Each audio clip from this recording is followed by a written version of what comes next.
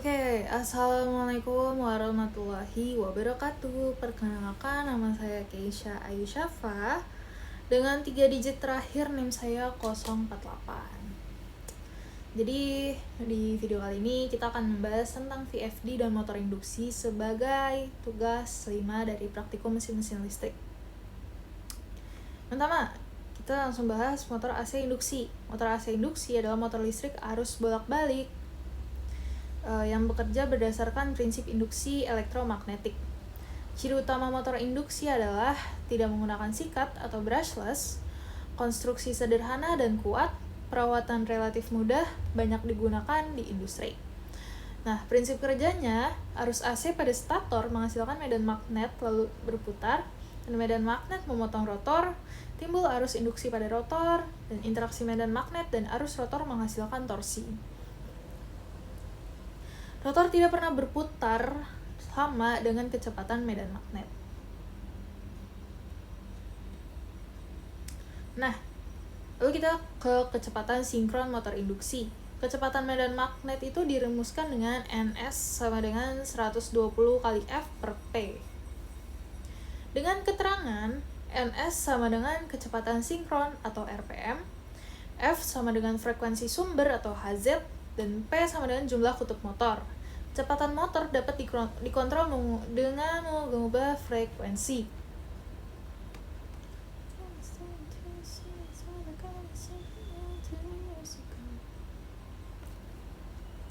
Lalu ada variable frequency drive atau VFD. VFD adalah perangkat elektronik yang digunakan untuk mengatur kecepatan motor AC dengan cara mengubah frekuensi dan tegangan. VFD memungkinkan pengaturan kecepatan motor secara fleksibel dan efisien. Fungsi utamanya yaitu mengatur kecepatan putar motor, mengontrol torsi motor, mengurangi arus start, menghemat energi listrik, dan melindungi motor dari gangguan tertentu. Lalu ada prinsip kerja dan keunggulan. Tahap kerja VFD yang pertama yaitu rectifier akan mengubah AC menjadi DC. Lalu decelling menyaring dan menstabilkan tegangan DC. Lalu inverter mengubah DC menjadi AC dengan frekuensi variabel. Perubahan frekuensi output akan mengubah kecepatan motor. Nah, keunggulan VFD yang pertama yaitu start motor lebih halus, arus start kecil, umur mekanik motor lebih panjang, konsumsi energi lebih efisien, dan fleksibel dalam pengaturan kecepatan. Nah, kita lanjut ke datasheet VFD.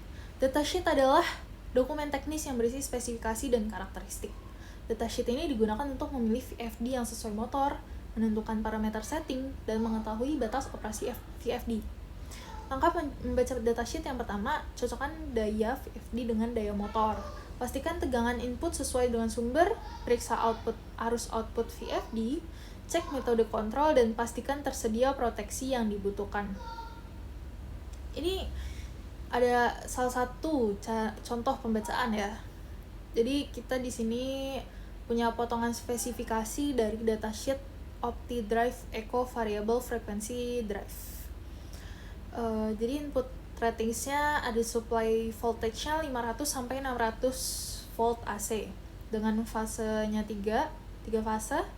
Lalu supply current continuous-nya 7,8 ampere dan supply fuse or MCB-nya ada 10 ampere. Dengan output ratingsnya, motor output ratingnya 4 kW atau 5 HP.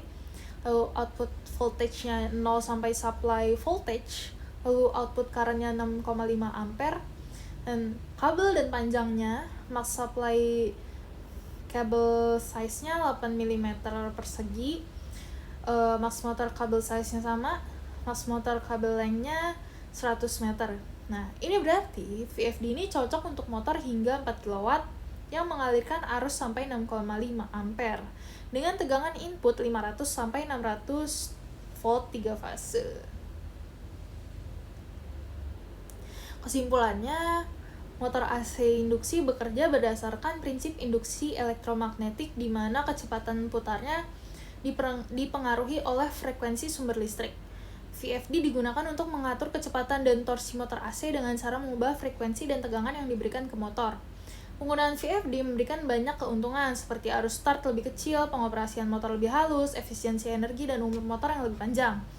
Datasheet VFD merupakan acuan penting dalam pemilihan VFD karena berisi informasi mengenai tegangan input, daya motor, arus output, rentang frekuensi, metode kontrol, dan juga proteksi. Pemilihan VFD harus disesuaikan dengan spesifikasi motor, terutama pada daya dan arus nominal, agar sistem dapat bekerja dengan aman dan optimal. Oke, kita langsung masuk ke simulasi ya. Enggak, langsung frekuensi kedua. Bener gak sih itu? Benar. Itu dia gimana sih? Ada. Berapa ini? Benar kok, berlaku kok. Hah? Oh, bener, Cok. 10 kali frekuensinya lu bagi sama kutubnya, kutub 3. Fit. Sabar. 1 2 3. Oh, sih. Nyetrum yang gerada sini aja. Ini sih.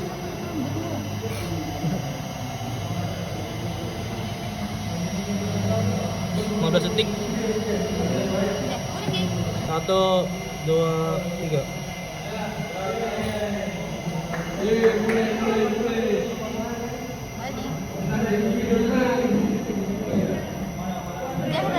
Gimana nih siapnya? I-nya 3, pick-nya. Enggak sih 3.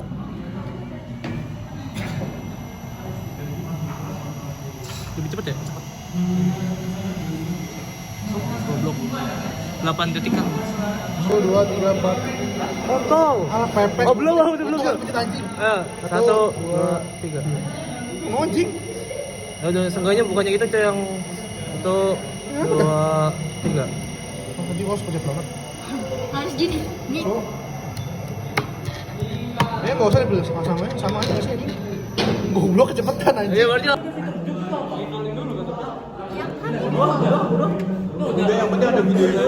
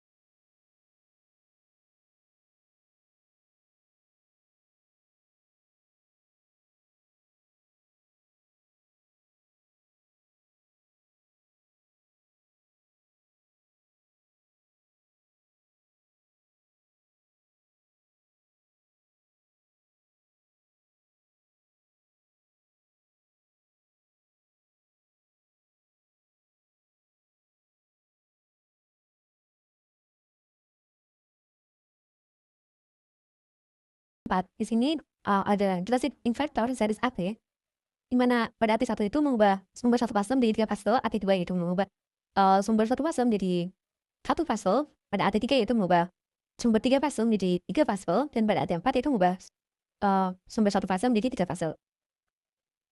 Bagian pertama yaitu instalasi dan wiring. Di sini bagian AT1 dan AT4 terdapat beberapa terminal. Yang pertama yaitu input terminal di sini, yaitu ada L dan N untuk 220 volt AC sebagai input. Lalu di sini ada output terminal UVW. Di sini terminal digunakan untuk connect ke AC motor. Lalu ada ground juga digunakan untuk burning terminal. Selanjutnya di sini terdapat terminal description, bisa dibaca sendiri. Lalu multi-speed input frequency control table. Lalu kita masuk ke bagian basic operation dan wiring diagram. Nah, di sini mengubah single fase menjadi 3 fase pada outputnya. Ini jadi yang akan dilakukan dalam wiring yaitu kita input 220 volt AC, satu fase ini masuk ke terminal L dan N, lalu outputnya UVW ini masuk ke motor induksi 3 fase. Lalu ini operation panel. Di sini ada numeric display, jadi di sini akan menampilkan angka atau display ya. Terus kalau di sini ada status indication, jadi ketika kita forward, reverse, ketika motor forward itu forwardnya aktif, ketika motor reverse itu reverse aktif, ketika motor stop itu stop aktif, dan ketika motor itu run maka indikator run ini juga aktif. Lalu di sini ada shift key, lalu enter or exit program. Lalu di sini ada function, data atau save di sini. Lalu di sini ada numerical indication key. Di sini ada reverse forward switch. Jadi di sini ada bisa mengubah motor ini komputer bisa forward atau reverse menggunakan switch ini. Lalu di sini ada speed adjustment knob, jadi memutar. Ini diputar untuk mengatur seperti mengatur frekuensi dan lain-lain. Lalu di sini ada stop key atau run, ini ada stop atau reset key. Terus, nah di sini ada info tambahan yaitu R per minute itu adalah revolution per minute. Lalu ada F itu frequency setting, ada H yaitu operasi frekuensi, ada A yaitu operasi current.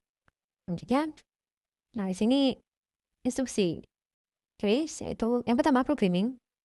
Ini untuk memilih mode yang digunakan pada inverter. Lalu ada function atau save. Di sini digunakan untuk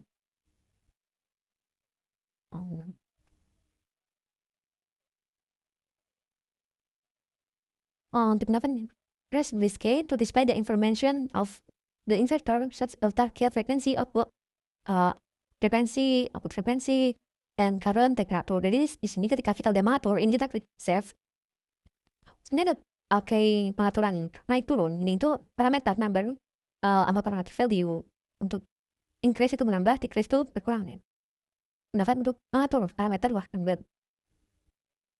Terus shift dalam programming mode, jog in normal mode. Lalu reverse forward itu ini digunakan untuk mengatur kita menggunakan reverse atau forward. Start yaitu untuk start inverter output atau run. Stop atau reset yaitu untuk breakdown atau fault resetting. Ini ketika kita mau mengubah, ya tidak akan mengubah parameter, itu tidak harus dalam keadaan stop. Karena kalau kita mengubah tidak dalam keadaan stop itu, maka parameter yang kita ubah itu tidak akan bisa tersimpan. Lanjutnya, ini ada parameter spesifikasi, mungkin 2, yang bisa dipahami sendiri. Untuk spesifikasi dari parameter batas minimal dan maksimal dari parameter setting itu.